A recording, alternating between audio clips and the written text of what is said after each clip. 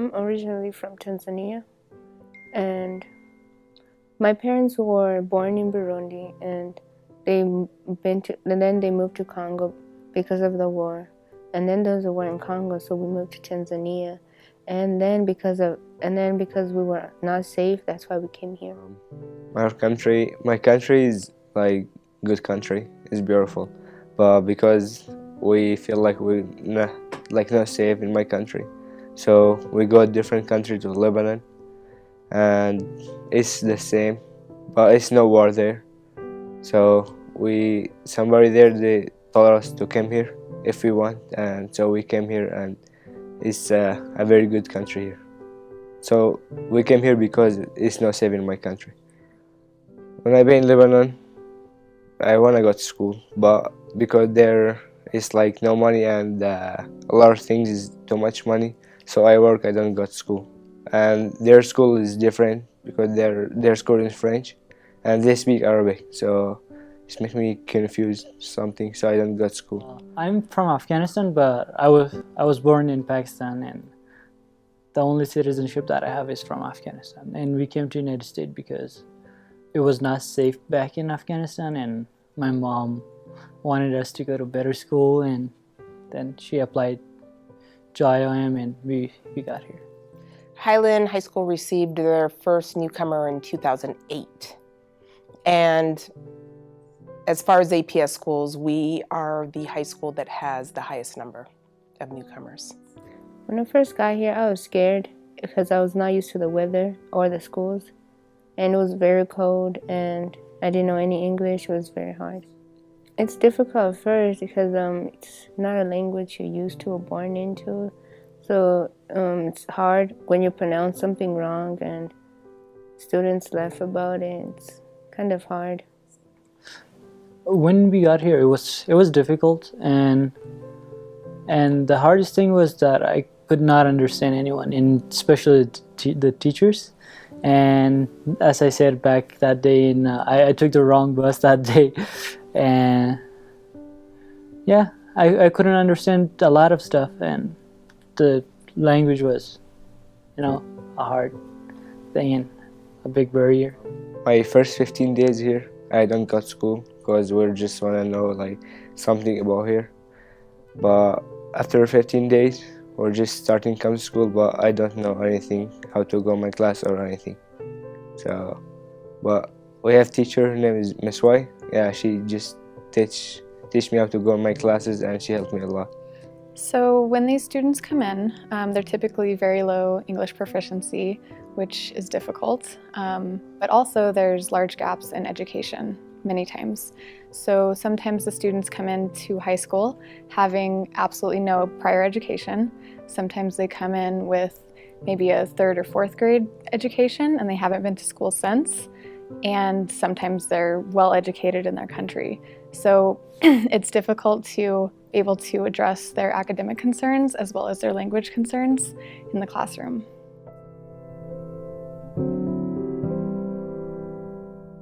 So last year I applied for a Horizon grant for Headphones for Literacy because the students so I was an ESL 1 and 2 teacher, so I would get the students that came in with absolutely no English. And in their ESL class, we would do Rosetta Stone for about an hour or so a week. And Rosetta Stone is really important because it gives the students communicative English to be able to have conversations with people. So the headphones have mics attached to them, so when they're doing Rosetta Stone, they can listen to a word and it will pronounce a word or a phrase or a sentence, and then they repeat it into the microphone, and it will either pass them on to the next question or level or say try again, try again. And so that was really essential for them to be able to practice in a low stress environment because it's just them and the computer, and it really gains their confidence to be able to have conversations with people. Well, this grant is life-changing for me, for my students, for students that aren't even my students that come to Highlands, for all of our teachers. It's going to allow us to really provide instruction, fiction and nonfiction, for pretty much every grade level that our students come to Highland with. So that could be kindergarten through 6th grade and anything in between. So it's going to allow me to do guided reading groups, which is something you would typically find in an elementary school classroom, where I would work with 3 to 6 students. Each student would have their own book, and we're working on specific skills. It could be phonics, it could be decoding, it could be fluency, it could be inferencing, it could be sequencing, comprehension, anything that maybe students have not been exposed to, or they're not fluent with, or they need extra practice with it. Also, our science and social studies, any teacher that teaches ESL students, which would be 33% of our population, would be allowed to check out these books. So say a science teacher teaching biodiversity can go get leveled sets of books at 3 different levels, maybe beginning 1st, middle 2nd, end of 5th, and be able to really provide differentiated instruction with content to the students in their classroom, ensuring that they know their students are grasping some of the concept. It might not be everything, and they might not get all the vocabulary, but they're still being active participants in the classroom.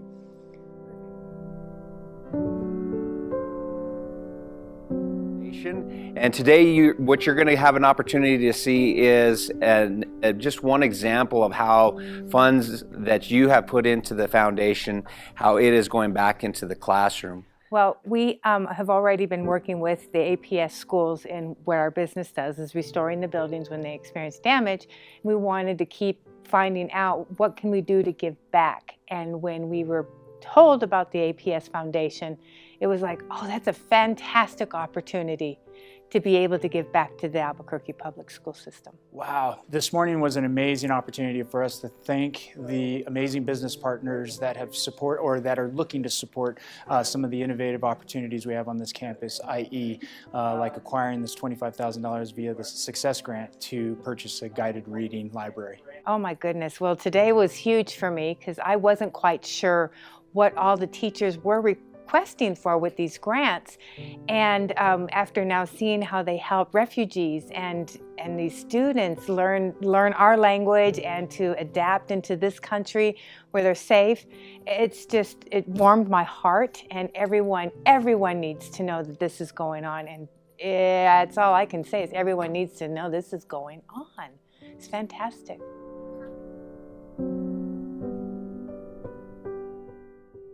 I think it closes the gap. I think it closes the gap between opportunities that we do and don't have with funds that we receive, whether it be from the state or federally. So acquiring a grant of this nature allows us to not only open the door for innovation, but gives us the opportunity to meet the needs of each of our students at their level. What I like here about Highland is because the teachers actually care. They always check on you or your grades and what you need to do and to make sure you get it done. And most of the students here don't speak English. And so in class it's very difficult for them because when the teacher's speaking, they don't know what the teacher's talking about. The math here is very different from the math over there. The way they teach here, it's very different. The subjects, just everything's different. And so not knowing what they're saying, it's difficult to even know what to do because you don't even know what the teacher is saying, and two, there's nothing you can do. Just sit there in the class and then you're just bored and you don't like school because you're not getting anything out of it. In Highland High School, it's my last year, and the good thing is that I learned some English and I started reading. This is my first year reading. So.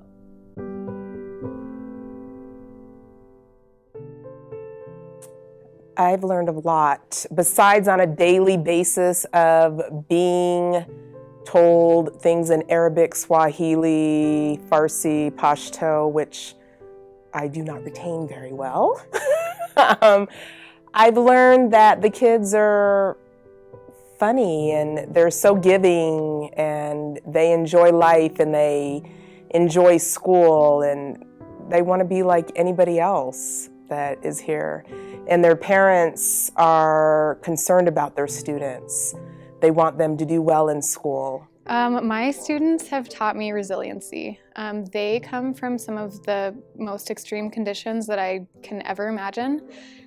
I have one student who arrived in the US after living in numerous refugee camps in numerous countries, and she hadn't been in school for 10 years, and then she came to Highland, and she didn't speak any English, and she is doing really well academically, and she's also picking up English really well. And so being faced with those kind of challenges and being able to come out the way that my students do has just been really eye-opening and inspiring for me.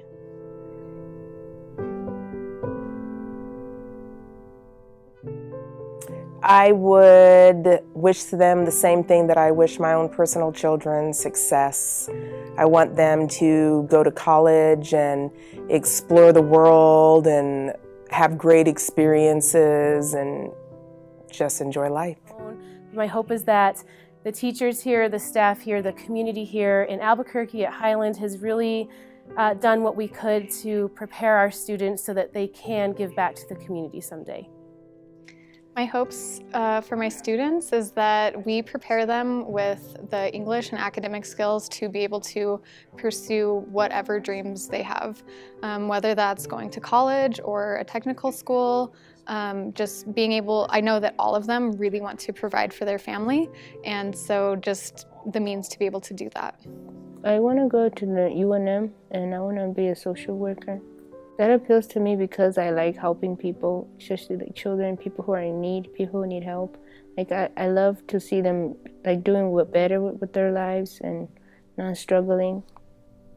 I'm not sure what am I going to be studying, but the two things that I have in mind is engineering and political science. And engineering because I like math, and math is something that I can, get used to it. And political science, I just like talking about politics and stuff.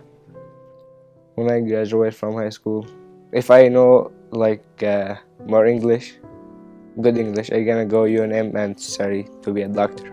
If we have the resources to strengthen the skills and develop the skills of any and all of our students, then the return on investment is now you have a citizen within our community that will provide, give the greatest opportunities for success in their chosen career, whether that's going to college and being that doctor or lawyer, or whether it's being the best construction worker within the community. So I think the return on investment is the opportunity for our community to flourish with the strengthening of skills that we hope to develop here at Highland High School.